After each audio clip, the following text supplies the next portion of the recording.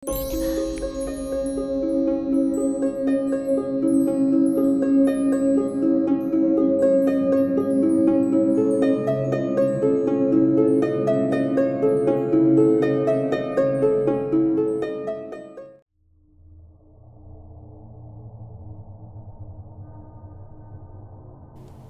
malam dan selamat datang. Ketemu lagi sama Denny, narator Rumah Horor Indonesia. Salam sehat dan bahagia untuk kalian semua. Dan langsung saja kita akan bacakan cerita horor yang sudah kalian tunggu-tunggu di malam hari ini. Cerita pertama ini berjudul Jembatan Andan. Bagi warga di dua kecamatan di Kabupaten Hulu Sungai Selatan, yakni Kecamatan Angkinang dan Kecamatan Telaga Langsat, tentu sudah tidak asing lagi dengan yang namanya Jembatan Andan, karena merupakan jalur penting untuk menghubungkan kedua kecamatan tersebut. Tapi jangan salah duga dulu, yang dimaksud dengan jembatan di sini bukan jembatan besar seperti pada umumnya, melainkan hanya berupa batang ulin yang dipasang melintang di jalan sebagai tempat lalu lalang kendaraan, di mana di bawahnya terdapat parit kecil tempat saluran pengairan sawah. Entah kenapa kawasan sekitar itu disebut dengan Jembatan Andan. Letaknya di Kampung Sungai Hanyar, Kecamatan Angkinang. Jaraknya sekitar 9 km dari Kota Dodol Kandangan, ibu kota Kabupaten Hulu Sungai Selatan. Dapat dijangkau dari Pasar Angkinang lewat jalan kabupaten sekitar beberapa ratus meter. Sejak dulu tempat ini terkenal dengan keangkerannya, karena menurut cerita yang berkembang di masyarakat setempat, bahwa di kawasan tersebut pernah dikuburkan seorang korban pembunuhan. Akibatnya pada malam hari warga sering melihat kemunculan arwah gentayangan.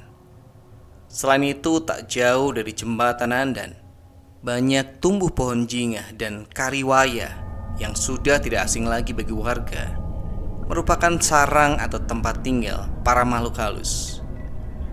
Karena itulah sangat jarang orang lewat jalan itu pada malam hari di atas pukul 22.00. Suasana sangat mencekam dan begitu menakutkan. Apalagi kalau turun hujan, akan semakin menambah seramnya suasana. Ditambah lagi dengan suara burung hantu dan binatang malam lainnya yang ada di sekitar tempat itu. Mirip dengan film-film horor, ujar seorang warga setempat menggambarkan suasana kala itu. Pada siang hari pun, pada saat-saat tertentu, di tempat itu akan muncul suasana mencekam yang kerap kali membuat detak jantung orang yang lewat berdegup lebih kencang dari biasanya. Kejadian 3 bulan silam yang pernah menimpa Haidir Sani, seorang pria berusia 26 tahun, warga Telaga Langsat, adalah bukti keangkeran Jembatan Andan. Ceritanya malam itu ia pulang dari kandangan karena ada sedikit urusan keluarga yang harus segera diselesaikan. Waktu Haidir pulang sudah larut malam, namun ia tetap memutuskan untuk lewat ke kawasan Jembatan Andan. Namun sial sekali, saat memasuki kawasan tersebut, motornya tiba-tiba saja mogok. Tentu saja hal itu membuat Haidir bingung sekaligus merasa takut. Apalagi suasana saat itu sedang sunyi dan senyap. Gelap pun mengitari jalanan yang dilewatinya. Andai saja di sekitar jembatan itu ada rumah penduduk, tentu Haidir akan singgah meminta pertolongan warga setempat, setidaknya untuk mengatasi perasaan takut yang tengah menggelayuti pikirannya saat itu. Namun hal itu tidak didapatinya, karena rumah penduduk memang agak berjauhan, dan lagi tentunya tengah malam itu warga sudah terlelap dengan tidurnya. Akibatnya dengan terpaksa Haidir menepikan motornya untuk diperbaiki sendiri. Dengan perasaan tak karuan, Haidir mulai mencari penyebab mogok motornya itu. Tengah memperbaiki motor itulah, tiba-tiba saja Haidir merasakan bulu roma seakan tak seperti biasanya. Hatinya makin jadi tak karuan saja dibuatnya. Keterkejutan itu menjadi bertambah saat merasakan bahu sebelah kanannya seperti ada yang memegang. Lantas Haidir secara refleks menoleh ke belakang, tapi ternyata tidak ada apa-apa, kecuali hanya pemandangan gelap dan suara pepohonan yang bergoyang dihembus angin malam yang semilir. Tengah dilanda kebingungan itu, lagi-lagi Haidir mendapatkan keanehan. Kali ini giliran bahu sebelah kirinya yang ditimpa oleh sesuatu. Namun lagi-lagi setelah itu tidak ada apa-apa. Apakah hal itu hanya sebuah perasaan Haidir saja yang sedang dilanda ketakutan? Karena panik mendapatkan perlakuan seperti itu, Haidir lantas menjauh dari tempat itu. Kemudian sepeda motor yang mogok itu didorongnya maju menuju ke tempat yang lebih aman yang ada penerang listrik jalannya. Tapi baru beberapa langkah berjalan, saat memandang ke depan, Haidir sangat terkejut sekali. Sekelebat bayangan dengan sosok seperti manusia melintas di balik semak-semak. Jantung Haidir tanpa sadar berdegup, degup yang menggapai ke bulu roma. Bayangan itu makin mendekat. Betulkah itu manusia? Dari dulu Haidir memang sudah terbiasa untuk berpikir realistis dan ilmiah, sehingga tak pernah akan percaya kepada hal-hal yang berbau horor. Namun kini, adakah orang selain dia di sana? Dan kenapa pula perasaan takut kali ini begitu besar? Tidak seperti biasanya. Dalam keterkejutan dan rasa takut yang mulai merembes di benak Haidir, sosok itu sudah berjarak hanya sekitar puluhan langkah saja dari hadapannya. Mata Haidir merekam sebentuk tubuh yang tidak begitu tinggi, malah nyaris kecil dengan wajah yang tertekuk. Betulkah manusia? Atau sosok di hadapannya itu mengeluarkan suara. Suaranya seperti seorang perempuan. Kepalanya bergerak ke atas, mengangkat wajahnya yang tadinya tertekuk. Begitu kepala itu tengada, sebentuk wajah yang menyeramkan terlihat oleh Haidir. Dia sempat memperhatikan jam digital yang melingkar di tangan kirinya. Astaga, sudah pukul 3 dini hari, ujar Haidir seperti baru tersadar. Makhluk itu berwajah seperti seorang wanita, memiliki rambut panjang terurai, tapi wujudnya cukup mengerikan. Sesekali tubuhnya melayang-layang sambil menimbulkan suara cekikikan. Saat itu Haidir merasa seperti tidak menginjak tanah lagi. Ia ingin pemandangan menakutkan itu secepatnya berlalu dari hadapannya. Tak ingin jadi bahan pemikiran. Gerak tubuhnya menjadi kaku, bahkan seperti patung. Takjub atau takut terhadap sebuah pemandangan yang tak biasanya itu. Tapi untunglah hal itu tak berlangsung lama, karena setelah itu lewat sebuah mobil bak terbuka. Lantas Haidir menyetopnya. Saat itu perasaan takut masih menyelimuti. Namun ternyata di mobil itu adalah teman sekampungnya. Lalu sepeda motor Haidir yang mogok itu dinaikkan ke atas mobil tersebut. Mereka pun pulang meninggalkan tempat yang ternyata angker tersebut. Jarak rumah Haidir masih sekitar 5 km lagi. Kejadian ini tentu sangat berharga bagi Haidir. Kalau tak ada keperluan yang sangat mendesak, jangan coba-coba lewat jembatan Andan, apalagi kalau sudah tengah malam. Jika tak ingin mengalami hal-hal yang tak diinginkan, pesan Haidir. Cerita yang kedua ini mengenai uji nyali ya, kegiatan yang disukai oleh mereka yang merasa punya nyali. Perkenalkan, nama saya Fitra. Saya berasal dari kota Batam. Ini adalah kisah nyata yang saya alami di depan mata saya sendiri. Oke, langsung saja. Kita mulai kisah yang masih membuat saya merinding sampai sekarang ini. Cerita ini terjadi pada hari Sabtu malam minggu. Pacar kakak saya sedang datang ke rumah untuk kencan dengan kakak saya. Malam minggu saya tak pergi keluar, tapi menjadi obat nyamuk di antara mereka yang sedang asyik berpacaran. Saat itu kami semua sedang duduk di teras depan rumah. Tak kenapa secara tiba-tiba saya kepikiran ingin melihat hantu.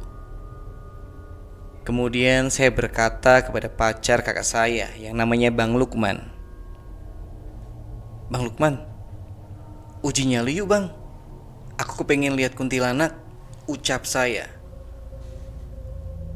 Nanti kamu takut, Fit. Jangan deh. Jangan cari bahaya, jawab Bang Lukman. Enggak bang, aku gak takut. Aku cuma penasaran saja. Mau ya bang, ucap saya memohon. Ya udah deh kalau gitu, ntar jam 9 kita ke rumah kosong ya, ajak Bang Lukman. Oke bang, jawab saya girang. Akhirnya jam menunjukkan pukul 9 malam. Bang Lukman, jadi gak uji nyalinya? Udah jam 9 nih, ucap saya mengingatkan. Oke jadi Fit, yuk kita pergi, jawab Bang Lukman. Saya dan Bang Lukman pun pamit kepada kakak saya. Kakak saya tidak mau ikut karena dia memang super penakut. Setibanya di lokasi rumah itu, kondisinya sangatlah gelap. Rumah kayu yang sangat mengerikan itu pintunya sudah tidak ada. Jendelanya pun sudah pada jebol dan plafon atap rumahnya juga sudah pada lapuk. Dan yang lebih ngeri lagi, rumah itu dikelilingi oleh pohon-pohon pisang, nangka, semak-semak dan tumbuhan liar lainnya. Suasana saat itu sangatlah dingin dan sangat sepi, membuat saya sangat ketakutan. Tapi saya berlagak seperti orang yang berani, padahal nyali saya memang sudah mulai down.